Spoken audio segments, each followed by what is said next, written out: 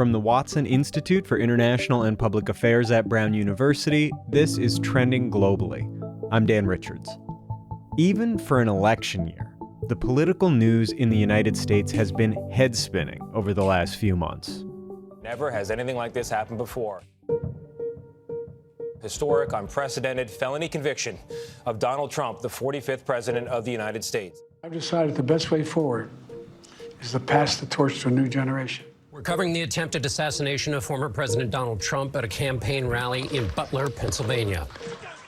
Vice President Kamala Harris made history yesterday, officially becoming the first woman of color at the top of a major party ticket. I accept your nomination to be President of the United States. Law enforcement speaking about what is being investigated as a possible second attempted assassination of former President Trump. For avid followers of the news, it has been a roller coaster. And for Americans who maybe don't follow politics as much, but are starting to as the election approaches, well, I don't know how all this sounds to them. They're eating the dogs, the people that came in. They're eating the cats. So on this episode, we spoke with someone who could help us make sense of this election as it enters its home stretch. But more than that, this guest is also a deep thinker about how political news works in America, how it's made, how it's consumed, and how it in turn shapes our politics.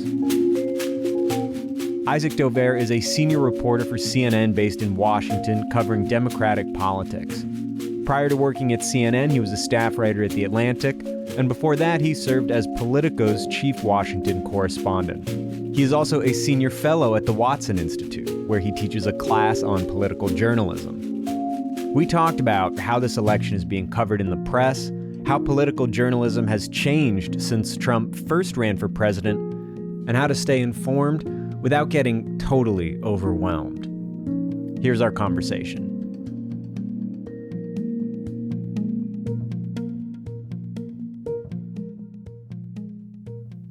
Isaac Dovere, thank you so much for coming on to Trending Globally. I'm glad to be here. So a lot of people have been worried about the 2024 campaign season for a long time. Not just the outcome, but the intensity of the race itself and its effect on our country. And now it's here. Here we are.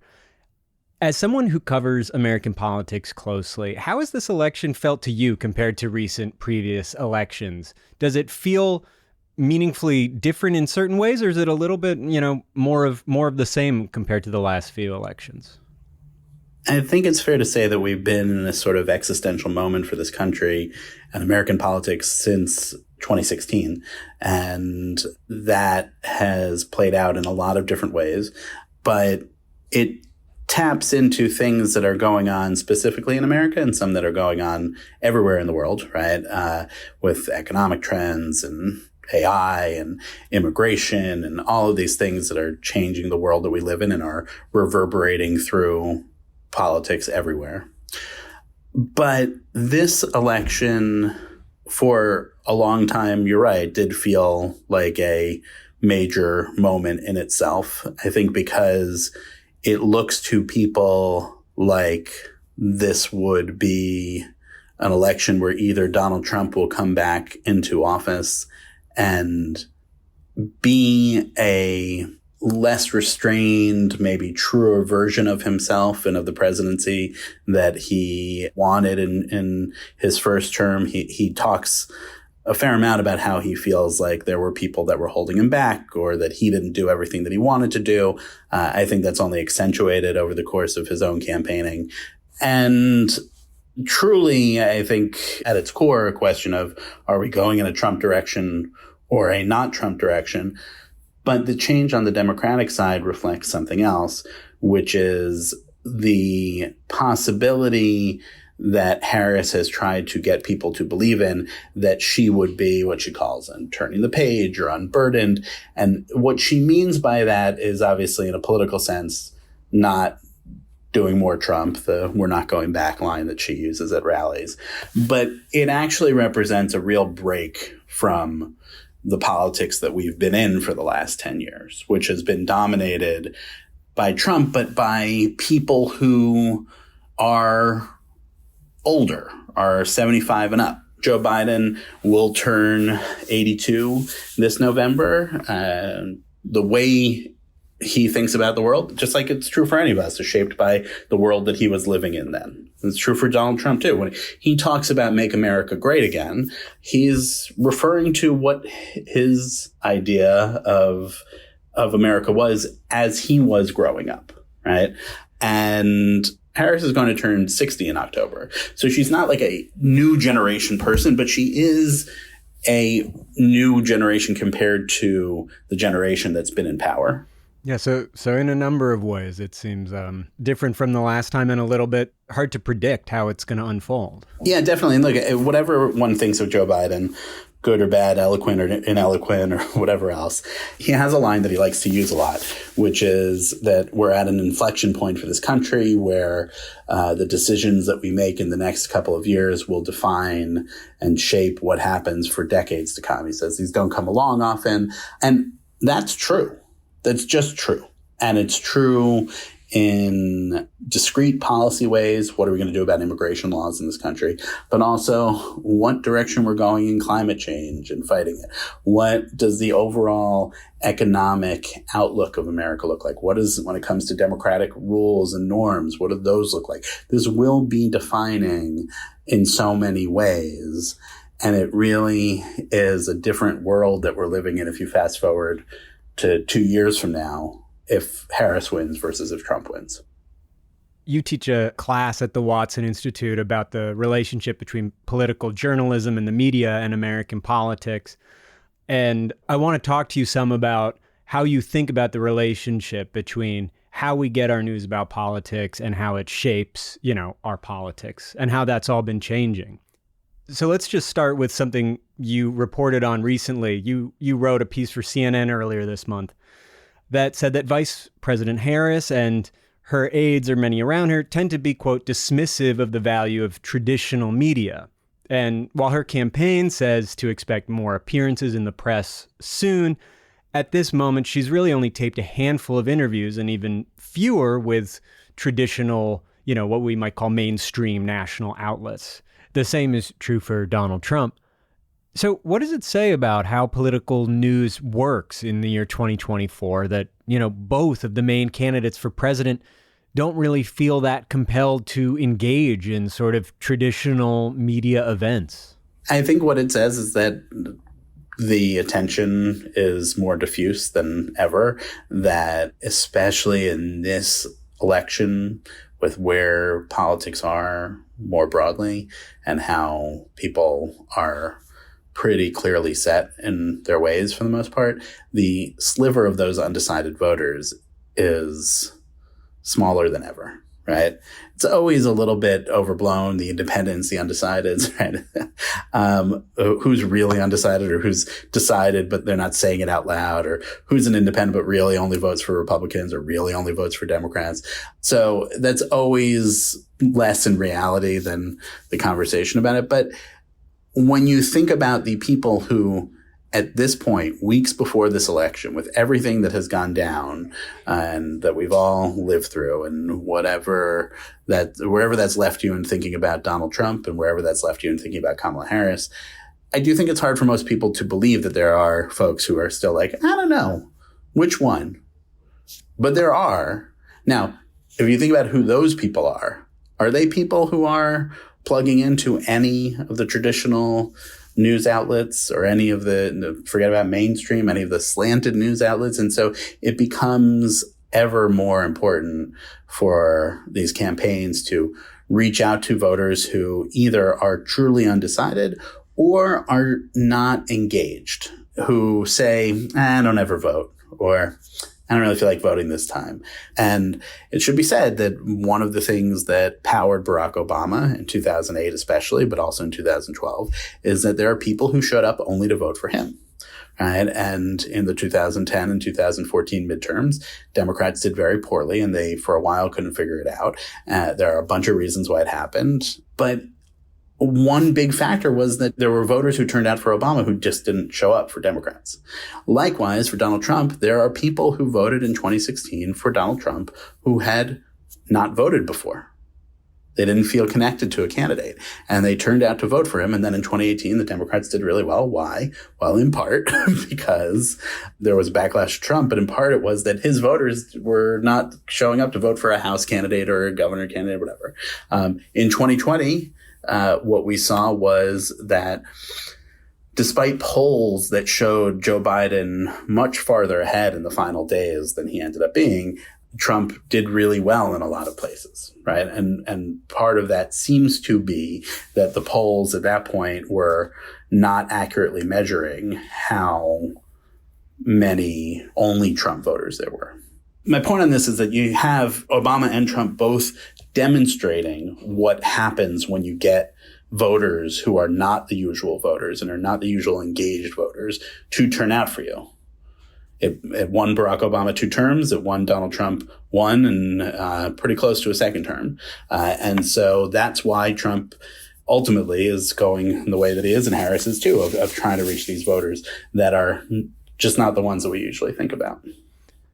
And what about the debate earlier in September? Do you get the sense that it was maybe more able to break through to voters who are less engaged or undecided? Do you think it was kind of a helpful display for voters of these two candidates? Well, it was watched by, I think the final number was 67 million people. That's a lot of people. It's hard to tell still how much of an effect it had and what the polling bump, as it's usually talked about, would be. But the initial read from the Harris campaign is that it was going to benefit her because of how things went on stage. That debate was a big moment for her because she had at that point been running for president for 50-ish days. And now it's a little bit more, obviously. And most people, not just in America, most people in Washington didn't really know much about Kamala Harris before she started running for president. And so there was a lot to that debate of people just tuning in to see what they thought of her and whether they could imagine her in the role of president, which is not just about not knowing her. It's also about being a woman. It's about being a Black woman. It's all those things. And seeing how she would be toe to toe with Donald Trump. Most people at this point, whether for or against, have a pretty set view of Donald Trump. But there is a feeling that among some people who were wavering and who any candidate would want to lock down, that Trump did not succeed in doing that. That he spoke to his own people, his own voters already, but that there were not really the kinds of things in any of his answers that would take someone who was wavering or undecided and put them firmly in his camp. Whereas for Harris, it does seem like it did some of that. And again, the larger thing that it did was make people feel like, okay, I see a little bit more of her.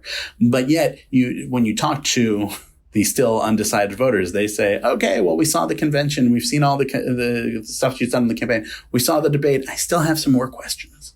And that's how this is going to go. And that's why there are 6+ weeks here left in the campaign. And we'll see what happens over the course of them.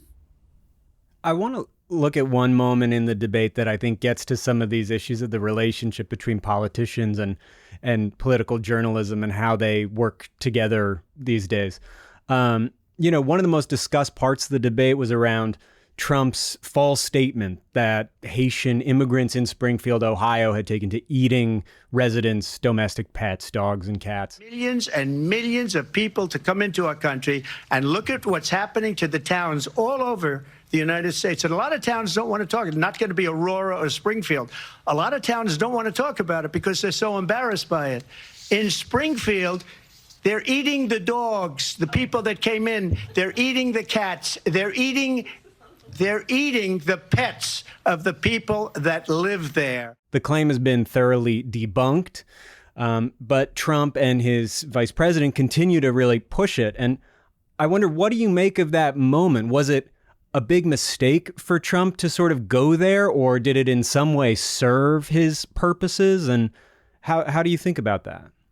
Well, Trump believes that whenever we're talking about immigration in any way, that's good for him. And there's outside polling and analysis that suggests that at least some ways he may be right. So he did turn the conversation to that. It is definitely pitting people against immigrants of color. Famously, if you remember when he was president, would talk about how he doesn't mind immigrants coming from the right countries, but not from shithole countries. And so the zeroing in on the Haitian population in Ohio does not seem to be a mistake, making people feel like there's something nefarious going on with these people who've come into their community. And it's false. It's just not a true story. This was an important thing, though, that happened because it is a false story that has been pushed with a very political agenda around it. He and J.D. Vance, as you say, have stuck to it.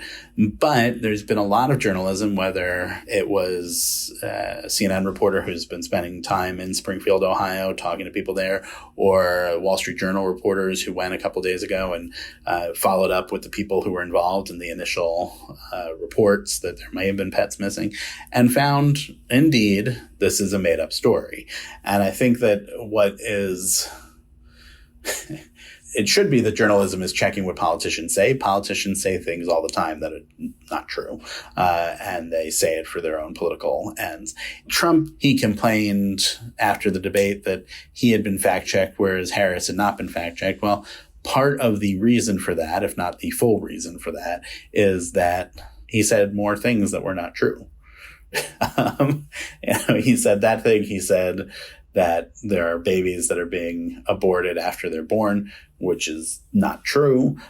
That's why the fact checkers jumped in there. They were the goal there was not to fact check. But they did jump in at moments where they felt that it was egregious, clearly. And I think the larger point is that it's been a complicated thing. We talk about this in class, what Trump has done for political journalism and how it's intensified both the work of journalism and the scrutiny on journalists for not being biased, and that everybody's being held to the same standard. But being held to the same standard means that when someone is egregious in what they're saying falsely, then they have to be checked more. Do you think that the political press has learned how to sort of better report on misinformation or lies, particularly from Donald Trump in this case, because he seems so effective at using them to kind of promote his issues?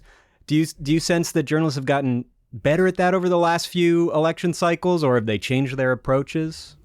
There have been changes, and I think that there's been an effort to get better at it. I think everybody is more seasoned in this, and there are a lot of things playing out over the course of 2024 that are playing out differently than they were in 2016, and even during the time that he was president. But he is an anomaly. He is a singular figure, I think, in the history of this country and our culture. I think that was true before he was president, certainly true after he's president. And it's not like he's one thing and hasn't changed himself over that time. So there is a constant process of adapting and learning. Are there any examples that come to mind of journalists or interactions or stories that seem to you to have been like a really effective way of dealing with a lie from President Trump? Well, I think that the fact-checking of the debate was one way of doing it, right? I'm just saying, no, that's not true. But there are a lot of them. And I think some of it is kind of internalized by reporters. It's not necessarily even things that are being explicitly said, of just how to approach it when he says something.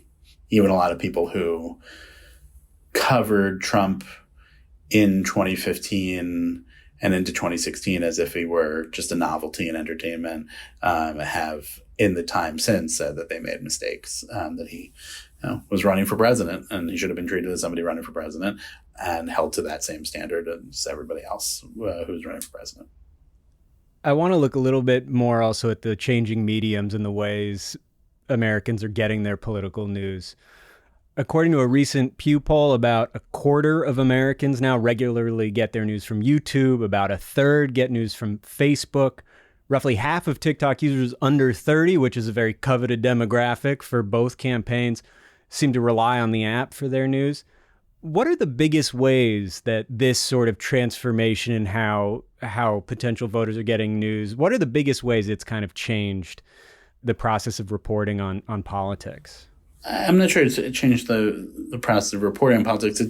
Look, user, reader, viewer, whatever attitudes have changed and habits have changed, and so you have to speak to that. I don't think that there is as big a share of people who are watching an hour-long news program or a 10,000 word or reading a 10,000 word article or whatever it may be, as was the case, let's say 30 years ago. When I talk to my students, sometimes I say that the game for print journalists, online, whatever, if you're writing, is I'm making the movement with my hand, with my finger. But if you think about the thumb scrolling on a screen, that's what it is. And to keep the thumb moving, right?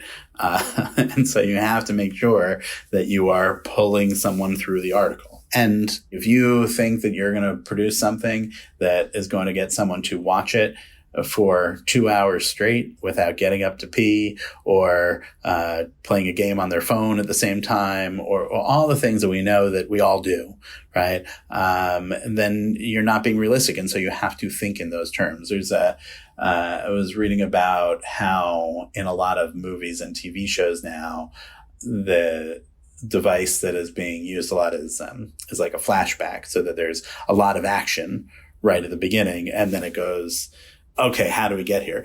Because viewers want to know in those first couple of minutes whether they care enough to watch. And if it's just like the beginning of a story, as all stories begin, then they're zoning out, right? And so you have to cater to that. It doesn't work to do any of this if people aren't consuming it. Then it's just for your own aggrandizement, essentially. Are there ways that these newer mediums that use more sort of algorithmic filters and just kind of shorter form content, are there ways that you think have benefited us as a, news consuming public? Yeah, look, we have more information these days about how people are reading and consuming than we ever had, and viewing and all that stuff.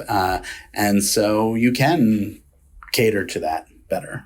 And I mean, I think you have to have some realistic assumptions about it, which is that no matter what I write about whoever, Kamala Harris or Donald Trump or anybody in politics, it will probably not be as popular online as something that I would write about Taylor Swift or Selena Gomez or whatever.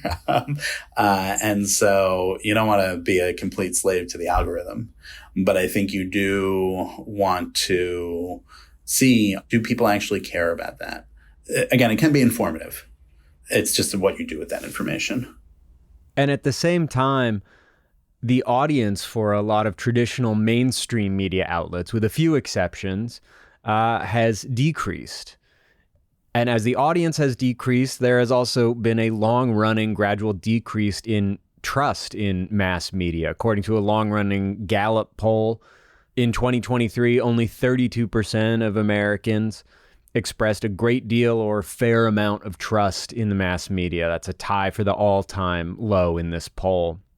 And if you listen to voices on sort of social media and more alternative media sources, you'll often hear a skepticism of national media outlets, that they are large companies more interested in a profit or selling commercials than they are in spreading, the truth. And it can feel more like you're getting a main line to the truth on some smaller, media outlet or YouTube channel or something. Is there any way that organizations are able to kind of reassure news consumers that they can be trusted to be sort of reporting the facts no matter where they point? Or is it kind of a lost cause if someone just doesn't believe the organization? To me, it's just do the work, you have the facts, do your best to be correct. If it needs a correction, you make the correction, but the proof is in the pudding, right? And most of the news organizations, the mainstream however you want it, traditional, legacy news, or whatever word you want for it, that have succeeded are those that have excelled at bringing people news, facts, in a compelling way, but in a way that really does aim to inform the viewers as best as possible, or the readers as best as possible. What do you tell students at Brown University who are interested in getting into journalism? It's a challenging career in a lot of ways, and it's constantly changing. What advice do you give them, or do you tell them to maybe look somewhere else? I definitely don't tell them to look elsewhere. I say that you should think about what it is that you want to do and why you want to do it, and realize that it is a field that is going through a lot of changes because of the economics and because of the technology. But also when it comes to the work that I do, political journalism, because of the politics, and that it's not clear where things are going to be 5 years from now, and they need to go into it with open eyes. But that said, if they are committed to it, interested in it, then there's a lot of opportunity to do things. But I tell them, the standard thing that I say is to not start in Washington, but to get experience elsewhere and learn how to do reporting outside of the wackiness that is national politics. I started my career as a local reporter in New York, and I think that was really important for developing my approach to doing reporting. And so I will often say, go find some smaller place, geographically, by the way, and business-wise, than a major news organization in Washington. If you want to report about politics, but really if you want to report about anything, it's good to just get your grounding in a place where you'll have the opportunities to do that. Smaller newsrooms always are better for junior reporters, because there are more opportunities there. You could go to journalism school. A lot of people I know who've gone have gotten a lot of value from it. I never went to journalism school. And I feel like I got a lot of the necessary training that comes at journalism school from being a community newspaper reporter, from doing things in those early years building up that you just can't get if you're in the middle of the national mix. And then for viewers of the news, I wonder, do you have any advice for people who want to follow this election? They want to follow it closely. They want to stay informed, but they also want to maybe not be incredibly anxious or lose their sanity in the process. Do you have any recommendations for how to approach consuming the news? Look, it's going to be a sanity testing couple of weeks in between now and November 5th. And potentially afterwards. Remember, we did not get a winner called of the election in 2020 until a couple days afterwards. And that was a weird, rough period. I spent it in Delaware waiting to see what would happen with Joe Biden. And then the months afterwards were also pretty intense, building up to January 6th, which is, of course, a pretty searing day in American history. So I think if you're paying attention and you care about the results of the election, you're probably not going to have the least anxious period of your life into this fall. However, I think that if you care about the results and you want them to move one way or the other, the political people would say, well, then don't just care about it. Like, take your anxiety and feed it into pushing things one way or the other. I think that we are too engaged in all of this stuff all the time, whether it's through doom scrolling or watching TV or whatever it may be. And you create a level of helplessness. And so if you care enough about where it's going, then you can get involved, or just stop reading or watching for a while and go to the movies or whatever it may be. But this is a pretty important election. And I think people should care not just about the final result, but what happens along the way, because it will, even in these final weeks here, continue to define what a presidency for Harris or a second-term presidency for Trump would look like. And that's true both of what will happen with them directly, but also indirectly, right? There are a lot of races going on. What is Kamala Harris going to do as president is a question that is tied in part to, is the House under Democratic control? Is the Senate under Democratic control? Is it under Republican control? What does Donald Trump's presidency look like? Likewise, it has to do with all of those things, and governors and what they'll be doing. And so it's going to be a time when a lot of people will be paying attention to the news. I support that. I will be producing the news, or some of the news that they will hopefully be consuming. And it's good to pay attention and be informed, but it's also good to pace yourself and, again, translate that anxiety into something other than just reading more or just watching more, because the goal here is not for anybody to completely lose their minds. That sounds like a great goal, above all. So, Isaac Dovere, thank you so much for coming and talking with us on Trending Globally. Great. Thanks for having me.